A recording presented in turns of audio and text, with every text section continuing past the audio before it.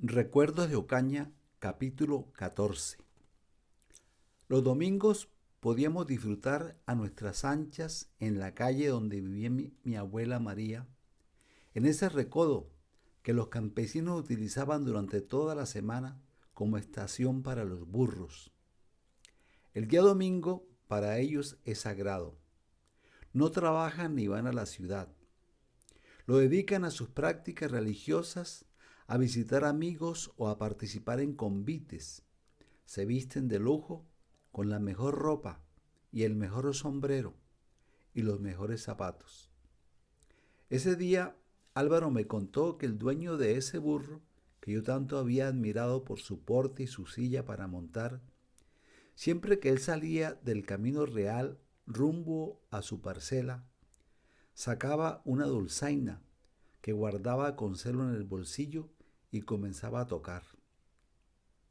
Seguramente eran nuevas melodías que había escuchado en las rocolas de las cantinas de la ciudad. No quería olvidarlas, quería conservar fresca la melodía y el ritmo para más tarde endulzarle el oído a la mujer que le esperaba o que le deparaba los sinsabores y las alegrías. Ya un día me había sorprendido cuando vi a dos niños campesinos tocando a dúo, sacando melodías de sus peinillas, sobre las que colocaban trozos de papel aluminio, ese fino y plateado que obtenían del interior de las cajetillas de cigarrillos. Después llegué a mi casa con la novedad para sorprender a mis amigos de la cuadra con tan peculiar instrumento. Algunos ya lo conocían, pero para mí era algo nuevo, sencillo y fabuloso. Después de un buen rato de esparcimiento con mis primos, nos regresamos para la casa de la abuela María. El aroma del café era la mejor señal para saber que ya la mesa estaba dispuesta para la merienda, y en donde no podía faltar el delicioso pan o cañero en diversas modalidades: pan tostado, dulce o salado, brazos de reina, pan de queso o panochas, pan delicioso con forma de media luna y queso derretido por dentro. María Carrascal, la esposa de mi tío, tenía un hermano que desde niño sufrió una especie de retardo mental. El oficio de él era vender paletas en un carrito por las calles y usaba un kepis blanco de marinero, un bolillo de madera como los que usan los policías y siempre calzaba unas botas muy grandes para su talla. Por eso los niños le pusieron por sobrenombre Juan Panochas y él se disgustaba mucho cuando lo llamaban por el apodo. A Juan le gustaba mucho la panocha.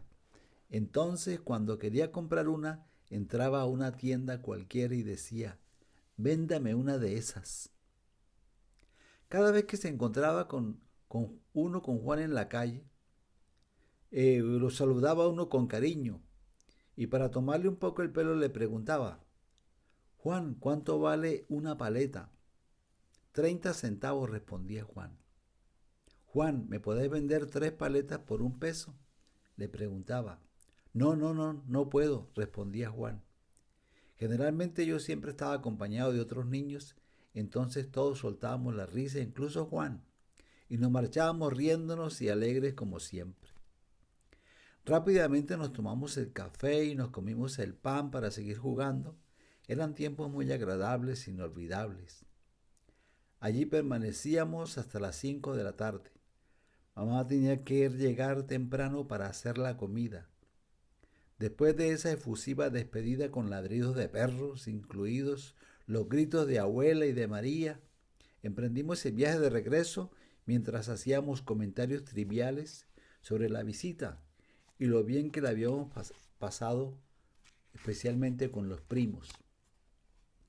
Al llegar a la esquina antes de cruzar el puente de Tacaloa, mi mamá le batió la mano en señal de salud a un señor gordo de sombrero que estaba sentado en un asiento, recostado a la pared. El señor respondió de igual manera, pero haciéndonos señas para que nos acercáramos. Mi mamá nos contó, nos tomó de las manos mientras nos decía: Vamos un momento a saludar a ese señor que está allá sentado. Se llama Vargas. Al señor se le notó la alegría al vernos que nos acercábamos y después de saludarnos formalmente a mi mamá comenzó a acariciarme la cabeza mientras decía, carajo, pero ¿cómo van creciendo estos niños? ¿Qué les das de comer? Los frijoles y la arepa de siempre, le contestó mi madre sonriendo. El señor nos invitó a entrar a su casa. Era una sala de recibo muy amplia, con un fuerte olor a aguardiente. El olor era exactamente el mismo que había en la tienda de mi tío Pablo, con un juego de muebles de madera igual a los que teníamos en mi casa, también con dos balancines. De las paredes colgaban sendas fotografías y un espejo más largo que ancho. En un rincón había una mesa de madera cubierta con un plástico estampado y grueso. Mientras el señor hablaba con mi mamá, yo observaba las fotos. En una aparecía un señor vestido de militar y en la otra un joven muy apuesto. También había una foto grande en donde aparecía toda una familia reunida. Era un grupo numeroso. De pronto el señor gritó, «Orfelina, trae café y pan para Raquel y los niños». De inmediato de la parte de atrás de la casa surgió una señora con el pelo trenzado, vestida de negro y tenía puesto un delantal blanco. Después de saludarnos, se regresó seguramente para la cocina, pues al momento traía una bandeja con 3 pocillos de café negro humeante y 3 tostadas de dulce. «¿Pero para qué se ponen en esto si acabamos de tomar café donde mi mamá?», dijo mi mamá mientras sonreía. «No, no, no, no, tomen asiento», dijo la señora, y nos sentamos alrededor de la mesa mientras el señor permanecía de pie. De inmediato le noté que tenía una dificultad para caminar. Caminaba chueco. Su nombre era Natividad Vargas y había llegado a Ocaña en plena violencia. Fue miembro de la Policía Nacional. Se había enamorado de Orfelina Osorio y fue entonces cuando decidió radicarse definitivamente en Ocaña, en donde fundó una numerosa familia. Cuando llegó a Ocaña ya venía chueco, según escuché en mi casa. En un pueblo de Boyacá, de donde él era oriundo, había recibido un balazo en la rodilla que le dejó esa secuela. Por causa de ese problema físico, era más conocido como el Chueco Vargas, en vez de Natividad.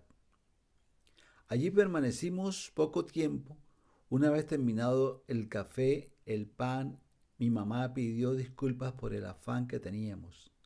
El señor y la señora salieron hasta la puerta para despedirnos, pero en ese momento el señor metió la mano en el bolsillo del pantalón y sacó 2 monedas de 10 centavos y nos las dio una a cada uno. Mientras mamá le decía, «No, Vargas, no te pongas en eso, que los acostumbras a mal». «Nada de eso», dijo Vargas. Ya Nancy y yo teníamos las monedas guardadas ya en el bolsillo. Mientras caminamos le pregunté a mi mamá por qué ese señor era tan amable y tan generoso.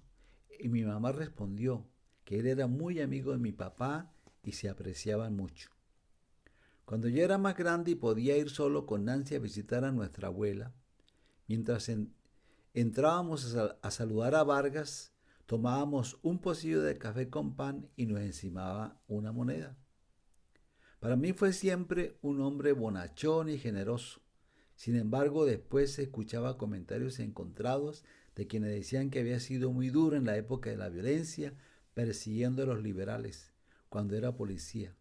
Lo que nunca llegué a entender por qué esa amistad tan especial con mi papá, si ellos eran tan contrarios políticamente y cada uno igual de sectario en su respectivo bando. Interludio. Desde los tiempos de la colonia española, el conflicto de la tierra ha sido una realidad constante en los países latinoamericanos y concretamente en Colombia.